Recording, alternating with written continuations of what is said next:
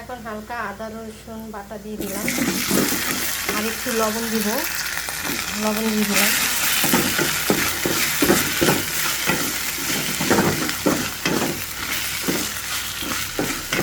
ভালো মতো কষিয়ে নেব, তারপর হলুদ মরিচ দিয়ে দেব। হলুদ মরিচটা দিয়ে দিলাম, হলুদ মরিচ এটা, আর হলুদটা একটু সামান্য দেবেন। ঝাল দিয়ে যতটুকু পছন্দ করে ওই অনুযায়ী দিয়ে দেবে। আমি এখানে 3টা ডিম ভুনা করব, তো তোমাদের ডিমের পরিমাণ অনুযায়ী তোমরা মশলা ব্যবহার করবে।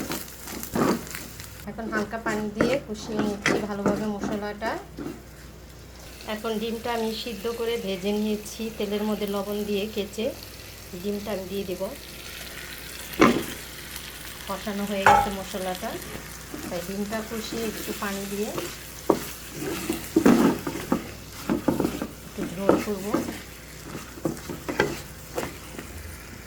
এখন আমি জিরার গুঁড়া দিয়ে দেব এখানে,